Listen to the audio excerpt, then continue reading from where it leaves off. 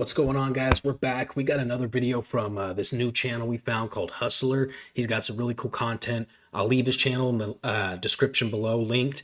Definitely check him out. Throw him a sub. He's got some really cool stuff.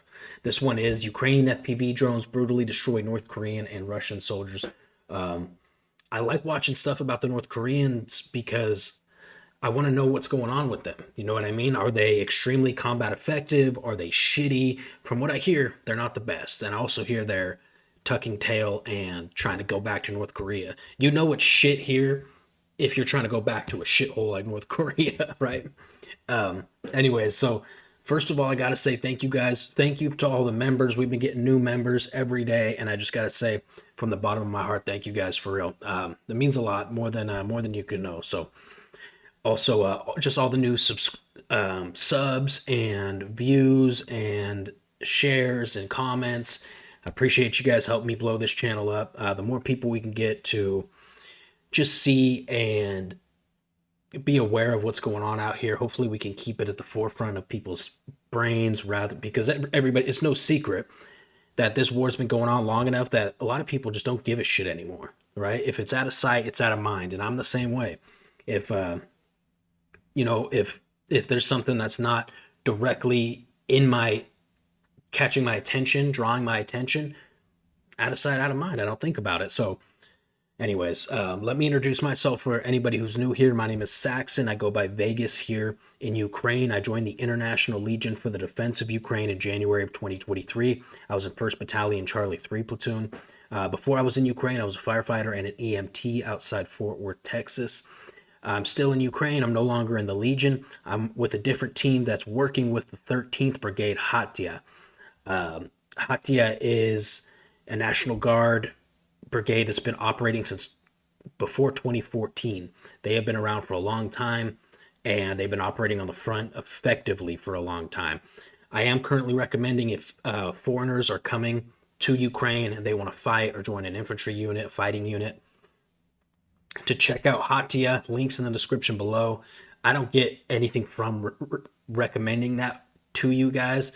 It's just going to be a much safer option than the Legion right now. The Legion's going through a lot of restructuring and command situations. So that's it. I just like to see you live longer. So let's jump into this. I want to see what's going on with the North Koreans, and yeah, I'll shut up.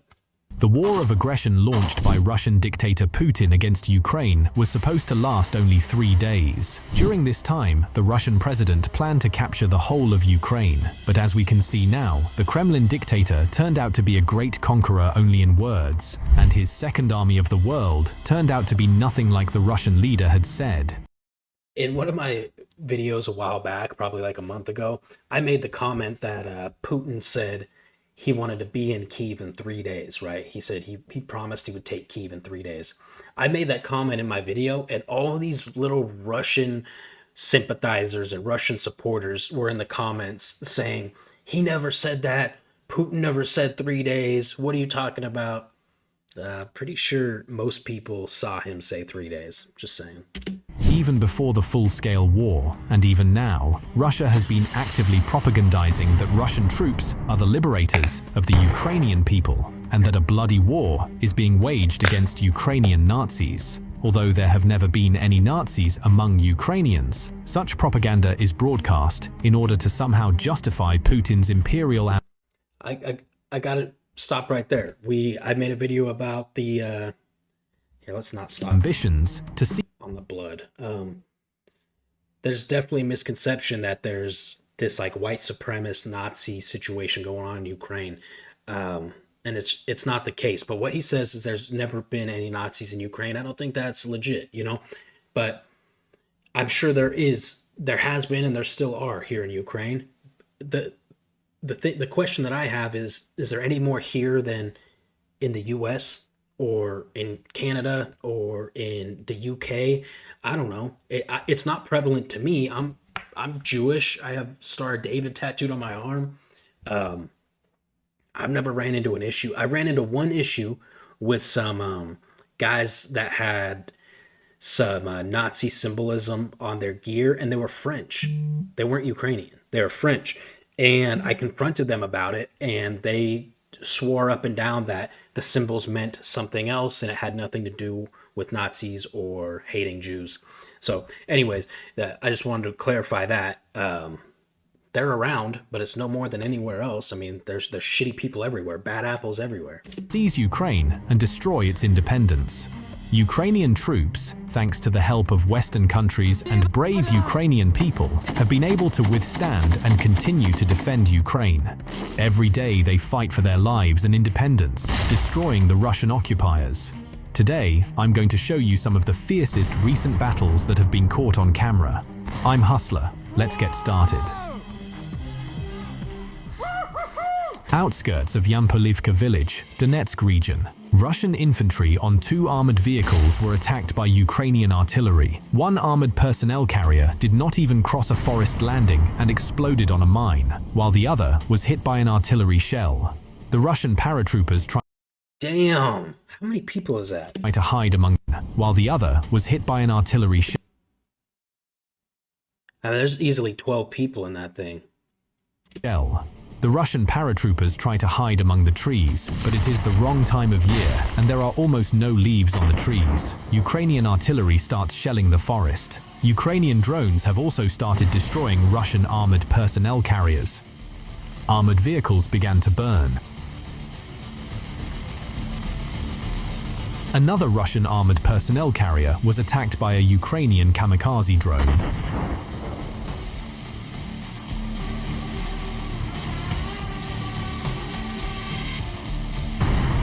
This hit damages the armored vehicle.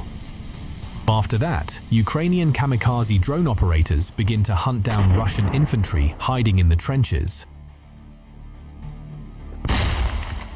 Russian occupants are powerless against a drone with a thermal imaging camera. There is no chance to hide from it.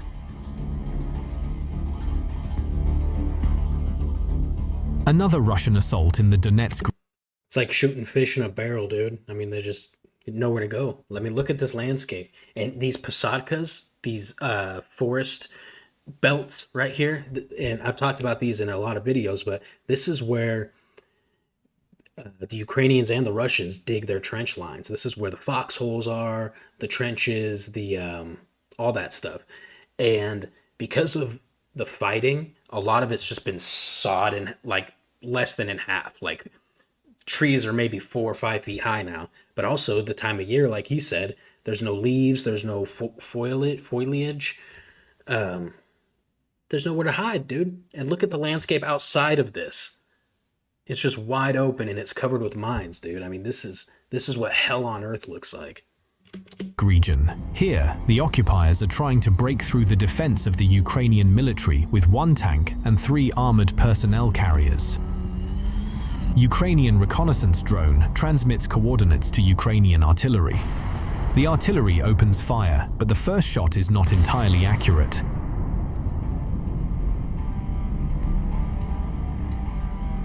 The next shot hit the target directly, despite the fact that the artillery was about 10 kilometers away. Then kamikaze drone operators took the initiative and began attacking Russian armored vehicles.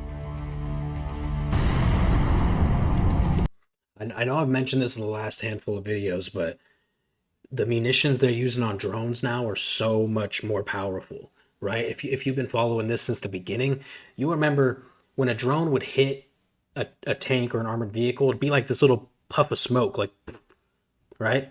It was still cool because we're using fucking drones in combat. But now, dude, they're a whole different level.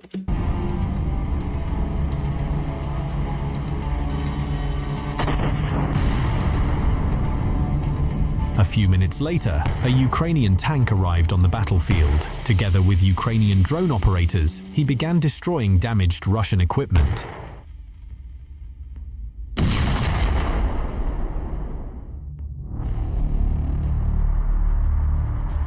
Ukrainian kamikaze drones start attacking static Russian armored personnel carriers.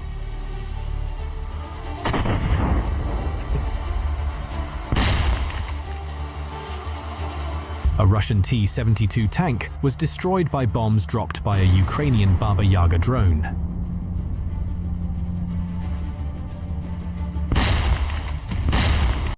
Baba Baba Yaga is the boogeyman.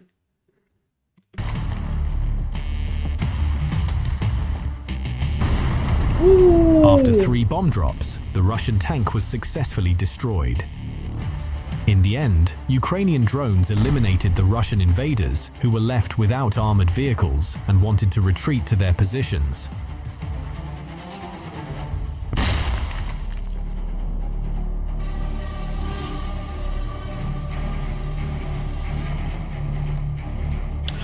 The Russian offensive was successfully repelled. The occupiers' armored vehicles were destroyed and burned. Chasiv Yar, Donetsk region, is a place where fierce fighting is constantly taking place. A Russian Bukhanka was driving along a road mined by Ukrainians. It hit a mine and exploded.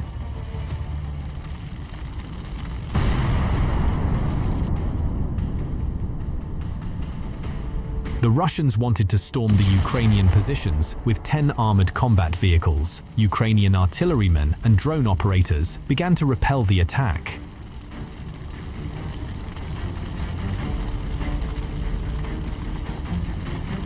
The surviving Russian occupiers head for the trenches, but the Ukrainian military begin to cover them with cluster bombs. It's so crazy to me that you've got these millions, really billions of dollars worth of armor, right? Just straight up war vehicles, armored personnel carriers, tanks, infantry fighting vehicles. And they're not obsolete, right? Because there's still a place for them in the combat, but it's not like it used to be, right?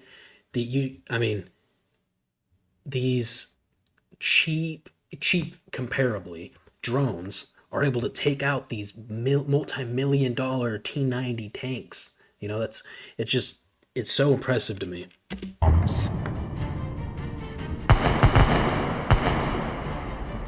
And here are the consequences of the Russian attack. 7 out of 10 armored combat vehicles were destroyed. The Russian infantry failed to reach the Ukrainian defense line. The vehicles burned down, and the other 3 Russian armored vehicles escaped.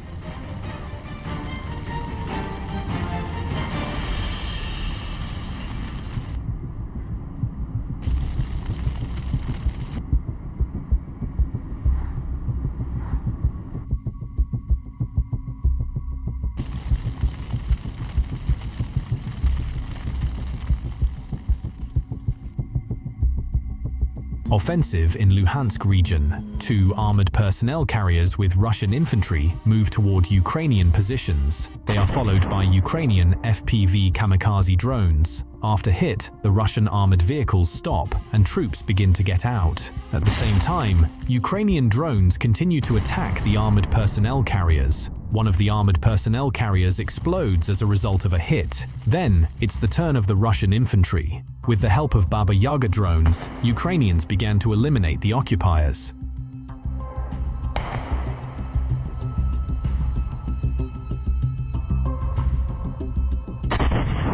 After eliminating infantry, kamikaze drones destroyed damaged Russian equipment.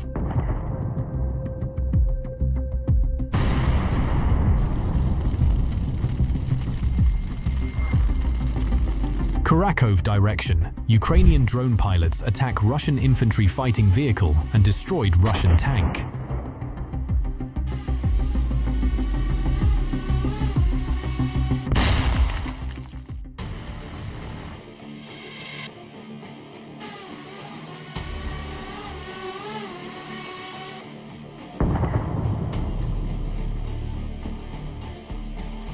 As well as the destruction of 2 Russian dugouts.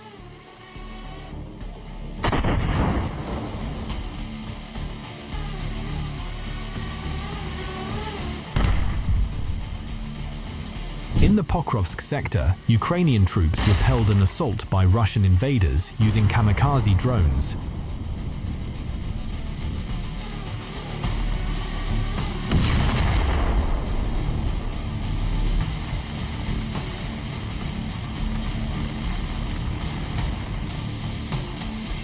Oh shit.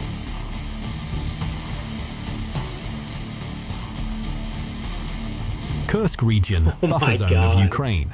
The Russian military is constantly trying to drive Ukrainians out of the area, throwing hundreds of heavy armored combat vehicles at the assault. The the Ukrainian military is continuously firing artillery at Russian troops. For Ukraine, Kursk region has become a defense of Sumy and Chernihiv regions from Russian occupants.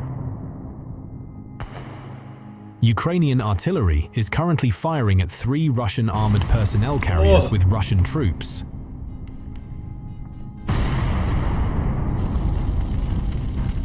Russian armored personnel carriers were successfully stopped and destroyed.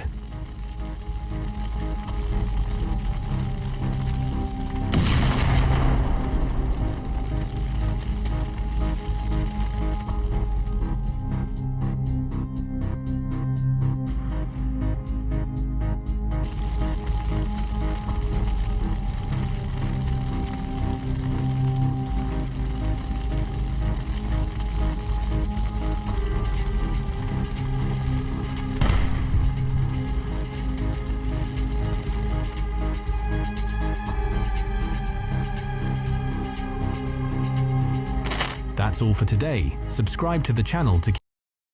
That was rad, dude. So we didn't get to see much about the North Koreans, which I thought that's what this was about, but I'm not upset about that because that was still a great video. And any video we get to see the Russians get completely obliterated, to me, is a 10 out of 10. So my takeaways for this, man, is, again, drone warfare. Drones. They are dictating how this entire conflict is ran. Everything. You can't assault with infantry without drone support. You can't defend without drone support. You can't use armored vehicles without drone support. I mean, it's crazy. And a couple videos back, we were looking at some anti-drone tech that they've been coming out with. I even saw a video where the dude had like it almost looked like an RPG, but on the front of it, instead of a warhead, it was another drone. And so he would lock on to an enemy drone and fire the friendly drone, and it would go take out the enemy drone. There's so much crazy shit going on now. I've also seen people, Ukrainian soldiers, when they're like held up in a building, they started putting nets on the windows because obviously there's no glass or anything in these windows anymore. So they put nets to catch the drones that they're flying in, the FPVs that they're trying to fly in to blow them up. Crazy, dude. Anyways, that was cool. Check out Hustler, man. He's got some really cool stuff. His link is in the description below. Please like, share, subscribe. All the members, thank you guys. I love you guys. I'll see you in the next video.